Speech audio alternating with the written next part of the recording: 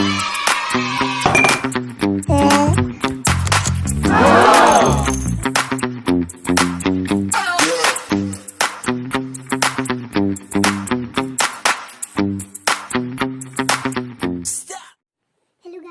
To my channel Arithmetic Pathshala. तो आज हम इस वीडियो में करने जा रहे हैं क्लास 11th मैथ्स का चैप्टर फर्स्ट सेट्स की एक्सरसाइज 1.1। तो चलिए देखते हैं। तो इसका फर्स्ट क्वेश्चन देखिए हमें क्या दिया हुआ है। Which of the following collections are set, justify your answer. हमने बताना है कि इनमें से कौन कौन सी कलेक्शन सेट है और कौन सी नहीं है, साथ में रीजन देकर। सो पहला है the collection of all months of a year beginning with letter J. हमें इसमें क्या बोला हुआ है कि हमें बताना है कि जो मंथ्स ऑफ अ ईयर में जे लेटर से मंथ्स के नेम स्टार्ट होते हैं वो कलेक्शन जो है वो सेट है कि नहीं है। तो हमने क्या लिखा है, it is a set as January June July are the 3 months of year beginning with letter J. या yes it is a set because अगर हम किसी से भी पूछे तो सभी एक ही आंसर देंगे, January June July are the 3 months of year beginning with letter J. तो ये आंसर जो है ये पर्सन से पर्सन चेंज नहीं होगा, तो ये वेल डिफाइंड भी है एंड इसमें रेपिटेशन ऑफ एलिमेंट्स भी नहीं है क्योंकि जनवरी जून जुलाई तीनों ही अलग अलग है। नेक्स्ट है the collection of 10 talented writers of India. अब हमें बताना है कि इंडिया के जो 10 टैलेंटेड राइटर्स हैं क्या वो कलेक्शन है कि नहीं है। It is not a set as concept of 10 talented writers of India is not a well defined collection. ये कलेक्शन जो है वो सेट नहीं है क्योंकि 10 टैलेंटेड राइटर्स इंडिया के इज़ नॉट वेल डिफाइंड, क्योंकि ये person to person answer change होगा। Because the criteria for determine a writer's talent vary person to person, क्योंकि ये जो क्राइटेरिया है किसी भी राइटर के टैलेंट को पहचानना वो पर्सन टू पर्सन वेरी करेगा, क्योंकि हर एक बंदे की चॉइस अलग अलग होती है। किसी को कोई राइटर पसंद होता है, किसी को कोई राइटर पसंद होता है, इसीलिए ये सेट नहीं है क्योंकि ये कलेक्शन जो है वो वेल डिफाइंड नहीं है, पर्सन टू पर्सन चेंज होगी। नेक्स्ट है a team of 11 best cricket batsman of the world. A team of 11 best cricket batsmen of the world is not well-defined collection because the criteria for determine a batsman talent may vary from person to person. Hence, this collection is not a set. अब ये जो team है 11 best cricket batsman की world में वो बतानी है collection है कि नहीं है। तो ये जो है ये भी कलेक्शन नहीं है क्योंकि ये भी वेल डिफाइंड नहीं है, क्योंकि ये जो क्राइटेरिया है किसी बेस्ट बैट्समैन के टैलेंट को मतलब पहचानना, बैट्समैन के टैलेंट को पहचानना कि कौन सा बैट्समैन अच्छा है, कौन सा टीम अच्छा है, कौन सा नहीं है, तो ये भी पर्सन टू पर्सन वेरी करता है। हर एक बंदे की अलग अलग चॉइस होती है, किसी को कोई बैट्समैन पसंद होता है, किसी को कोई बेस्ट 11 बैट्समैन पसंद होते हैं, तो ये भी पर्सन टू पर्सन वेरी करेगा। अब फोर्थ है the collection of all boys in your class. हमारी क्लास में जो भी बॉयज़ हैं उनकी कलेक्शन जो है वो सेट है कि नहीं है। It is a set as collection of all boys in a class is well defined and of different boys. ये सेट होगी क्योंकि हर एक बंदे को तो पता ही होता है कि कौन उसकी क्लास में बॉय है, तो ये कलेक्शन जो है वो सेट है क्योंकि ये पर्सन टू पर्सन चेंज नहीं होगी। अगर मैं हूँ अपनी क्लास में तो मुझे पता है कि मेरी क्लास में कितने बॉयज़ हैं तो मैं वो बता दूंगी। अगर मेरी क्लास में से किसी और को कोई पूछे कि कितने आपकी क्लास में बॉयज़, तो वो भी उतने ही आंसर देगा। सपोज मैंने 15 आंसर दिए तो उसने भी 15 ही देना क्योंकि बॉयज़ उतने ही हैं क्लास में। तो ये जो आंसर होगा ये पर्सन टू पर्सन चेंज नहीं होगा क्योंकि हमें पता है कि हमारी क्लास में कितने बॉयज़ हैं एंड ये सेट जो है ये वेल डिफाइंड भी होगा एंड इसमें डिफरेंट डिफरेंट ऑब्जेक्ट्स भी नहीं होंगे। तो नेक्स्ट देखते हैं। अब नेक्स्ट है the collection of all natural numbers less than 100। अब हमें बताना है कि जो नेचुरल नंबर्स लेस देन 100 की कलेक्शन है वो सेट है कि नहीं है। तो yes it is a set क्योंकि हमें पता है कि नेचुरल नंबर कौन से होते हैं, 1 2 3 4 से लेकर 99 तक जाएंगे क्योंकि हमें लेस देन 100 बोला है। तो अगर हम किसी से भी पूछेंगे तो ये वो भी यही आंसर करेगा। ये आंसर जो है ये पर्सन टू पर्सन चेंज नहीं होगा।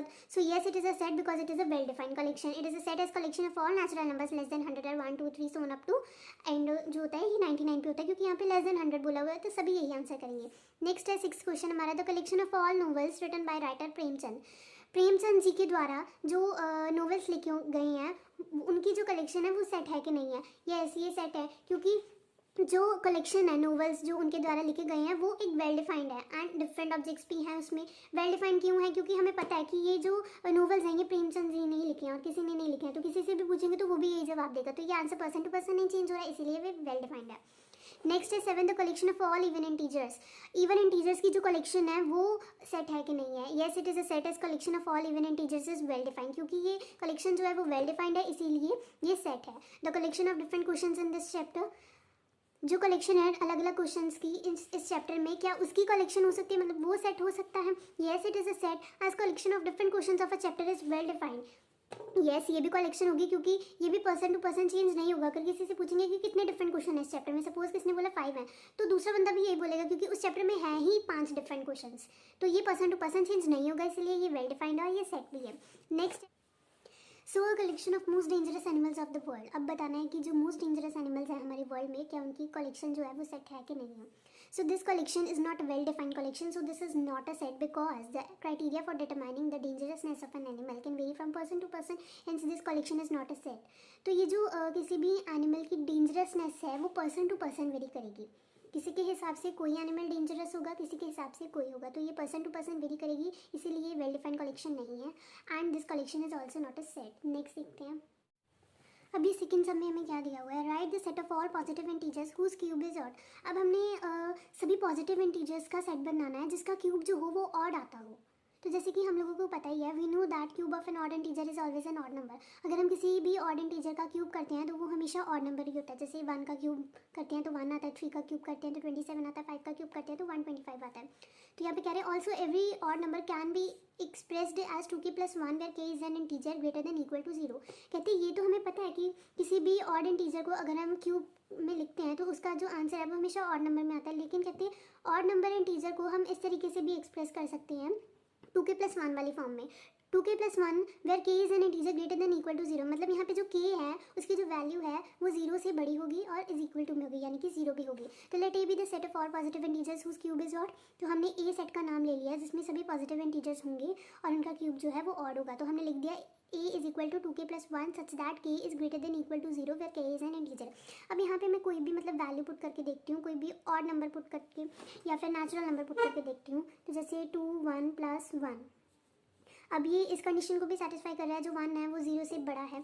तो 2 + 1 इज इक्वल टू 3। 3 जो है वो एक ऑड नंबर है। अगर मैं यहाँ पे 2 पुट करती हूँ, 2 + 1, तो 2 2 = 4 + 1 इज इक्वल टू 5, तो ये भी एक ऑड नंबर है। अगर मैं यहाँ पे 3 पुट करती हूँ तो क्या आएगा, दैट इज 7। 2 3 = 6 + 1 7, तो ये भी एक ऑड नंबर है। तो नेक्स्ट हम देखते हैं, write the set of all integers whose cube is an even integer.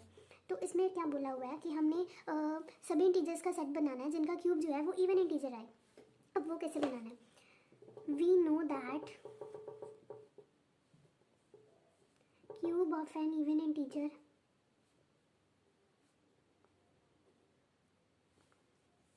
Is always an even integer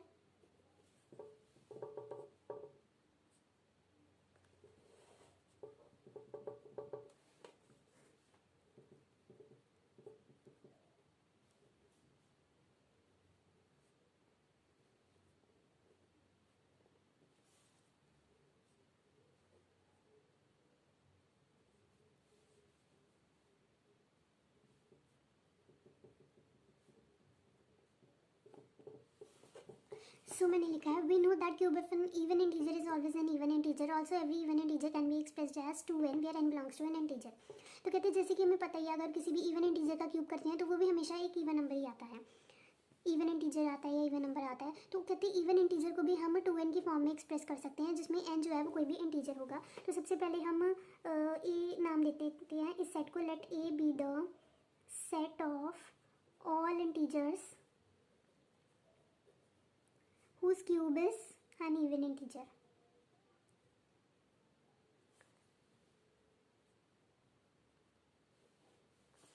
अब लिख देते हैं ए सेट के अंदर 2n such that n belongs to an integer.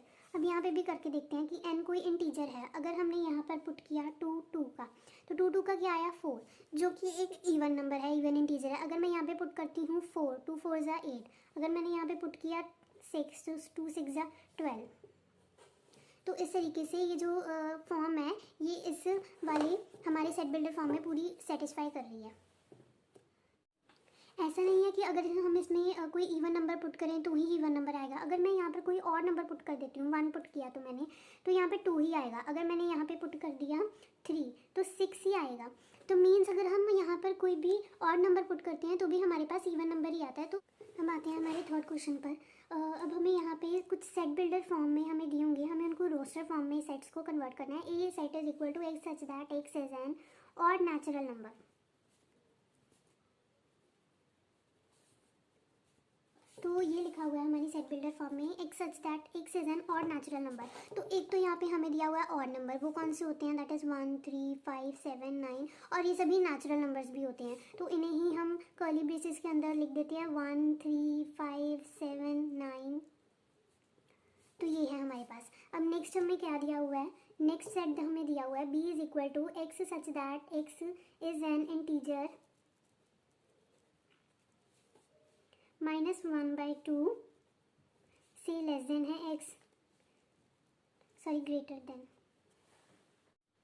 तो हमें सेकंड पार्ट में क्या दिया हुआ है, b is equal to x such that x is an integer -1/2 से ग्रेटर देन है x एंड 9/2 से लेस देन है x। तो सॉल्व करते हैं। सबसे पहले -1/2 को अगर हम डिवाइड करते हैं तो इसका आंसर आता है 0.5 -0.5, और 9/2 को करते हैं तो आता है 4.5। अब इसके बीच की जो वैल्यूज़ है उनको ही बस हमने यहाँ पर लिखना है, तो वो लिख देते हैं -0.5। तो इसकी इससे जो है बड़ी हैं वैल्यूज़, तो क्या होंगी 0 1 2 3 4, 5 नहीं होगी क्योंकि यहाँ पे 4.5 से छोटी वैल्यूज़ है तो 4 पर ही खत्म हो जाएगी, और 0.5 से जो वैल्यूज़ हैं वो बड़ी हैं तो हम 0 लेंगे, 0.5 से स्टार्ट नहीं करेंगे। तो ये हमने लिख दिया इस आंसर को अपनी रो। अब हमारे पास हमारा थर्ड क्वेश्चन क्या दिया हुआ है, that c is equal to x such that x is an integer where x square is less than equal to 4, कि x एक इंटीजर है और x का स्क्वायर जो है वो लेस देन इक्वल टू 4 है। तो अब इसको हम कैसे सॉल्व करेंगे। अब x का जो स्क्वायर है, अब x जो है वो इंटीजर है, यानी कि नेगेटिव में भी टर्म्स हैं पॉजिटिव में भी टर्म्स हैं। तो सबसे पहले हम 1 से शुरू करते हैं। अगर हम -1 का स्क्वायर देखें, -1 का स्क्वायर क्या होगा 1, दैट इज़ लेस देन 4। अगर हम देखें -2 का स्क्वायर तो वो होगा 4 जो कि equal to 4 is equal to 4, तो ये भी आ जाएगा। अब अगर 3 का स्क्वायर लिखेंगे तो वो 4 से बड़ा हो जाएगा, तो हम उसे नहीं लेंगे, हम लेंगे 1 का स्क्वायर। 1 का स्क्वायर होगा 1 जो कि लेस देन 4 है। 2 का स्क्वायर जो कि 4 के इज इक्वल टू में है, यानी कि हम इसे भी ले सकते हैं। तो अब हमारे पास कौन कौन से एलिमेंट्स आ गए हमारे सी सेट में। हमारे पास एलिमेंट्स आए -1 -2 1 2 एंड 0। 0 को क्यों लेंगे, क्योंकि जो 0 है वो 4 से छोटा है, तो हम उसे भी ले लेंगे। अब देखते हैं हमारे पास हमारा fourth example, d is equal to x such that x is a letter in the word loyal.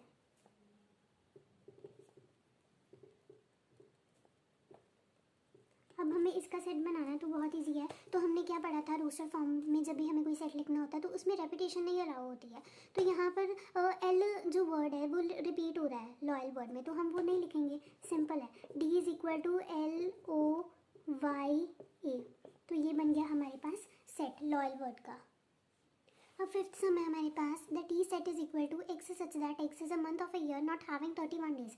अब हमें उस सेट को रोस्टर फॉर्म में लिखना है जिसमें मतलब उन मंथ्स के नेम लिखने हैं जो 31 डेज के नहीं होते हैं, वो लिखने हैं। तो वो कौन कौन से मंथ्स होते हैं, पहला होता है February, then second is April, June, September and November. तो ये 5 मंथ्स होते हैं जो कि जिनमें 31 डेज नहीं होते हैं। तो यहाँ पर हम लिख लेते हैं, ये है हमारे पास 6 सम, उसमें क्या बोला हुआ है, f is equal to x such that x is a consonant in the English alphabet which precedes K. अब हमने f सेट में वो वाले कॉन्सोनेंट्स लिखने हैं जो कि k से पहले आते हैं। कॉन्सोनेंट क्या होते हैं, जैसे कि B C D F G, वो वाले, यानी कि एक तो कॉन्सोनेंट्स होते हैं, एक वोवल्स होते हैं E E I O, बाकी जो लेटर्स बच जाते हैं वो होते हैं कॉन्सोनेंट्स। तो यहाँ पे जैसे A B C D E F G H I J। अब इसमें से वोवल्स कौन कौन से हैं, A E I, बाकी जो रह गए वो है हमारे पास हमारे कॉन्सोनेंट्स, तो वो लिख लेते हैं। हमारे पास एफ सेट के अंदर है हमारे पास B C D F G H J, तो ये है हमारे पास सारे कॉन्सोनेंट्स। नेक्स्ट देखते हैं। अब फोर्थ में हमें क्या दिया हुआ, let is set is equal to 1 2 3 4 5 6, यानी कि सेट में हमारे पास ये 3 एलिमेंट्स है 1 2 3 4 5 6, और हमें ये कुछ क्वेश्चंस दिए हुए हैं, हमें इन क्वेश्चंस में सिंबल्स को इंसर्ट करना है। ये 2 सिंबल्स हैं, belongs to and does not belongs to. अगर कोई एलिमेंट ए सेट को बिलोंग कर रहा होगा तो हमने बिलोंग्स टू का साइन डालना, अगर नहीं कर रहा होगा तो डज नॉट बिलोंग्स टू। तो यहाँ पे पहला है 5-A, तो 5 जो है क्या वो सेट ए को बिलोंग कर रहा है, यस कर रहा है क्योंकि इसमें ये एलिमेंट दिया हुआ है, तो 5 बिलोंग्स टू ए। 8 जो है वो तो इस ए सेट में है ही नहीं, 6 तक ही एलिमेंट्स, तो यहाँ पे आएगा डज नॉट बिलोंग्स टू। 0 भी सेट ए में है ही नहीं, तो does not belongs to. Fourth है हमारे पास जिसमें 4 नंबर दिया हुआ है जो कि हमारे सेट में है, इसका मीन्स है बिलोंग्स टू। 2 भी दिया हुआ है, बिलोंग्स टू। 10 तो यहाँ पे है ही नहीं, 6 तक ही खत्म हो गया, तो यहाँ पे आएगा डज नॉट बिलोंग्स -2। तो लास्ट हमारे पास है fifth question, write the solution set of equation x square plus x minus 2 is equal to 0 in roster form. अब हमने इस इक्वेशन का सोल्यूशन सेट देना है रूस्टर फॉर्म में। तो देखते हैं ये वाला जो क्वेश्चन है ये स्प्लिटिंग द मिडल टर्म वाली मेथड से होना है, x square plus x minus 2 is equal to 0। अब हमने x को स्प्लिट कर लेना है, वो कैसे करेंगे, x square plus 2x minus x, 2x में से x माइनस किया तो x आ गया, और जब हम यहाँ पे 2x और x है यहाँ पे, यानी कि मान लो 2 और 1 को मल्टीप्लाई करेंगे तो यहाँ पे 2 भी आ जाएगा, तो वो कांस्टेंट हो गया। हम यहाँ पे x को कॉमन लेंगे, x प्लस 2, अब यहाँ पे आएगा -1, x plus 2 is equal to 0। अब दोनों को अलग अलग कर लेंगे, x plus 2, x minus 1 is equal to 0। अब यहाँ पे x की वैल्यू निकाल लेंगे हम 0 के इक्वल करके, तो वो आई -2, और अब यहाँ पे भी इसी तरीके से करेंगे तो x की वैल्यू आई 1। तो हमारे पास रिक्वायर्ड सेट क्या आ गया, रिक्वायर्ड सेट में हमारे पास 2 एलिमेंट्स आए, -2 और 1। So thanks for watching guys. अगर आपको मेरा वीडियो पसंद आया हो then please like share comment and subscribe to my channel, और नेक्स्ट हम नेक्स्ट वीडियो में करेंगे। Thanks guys.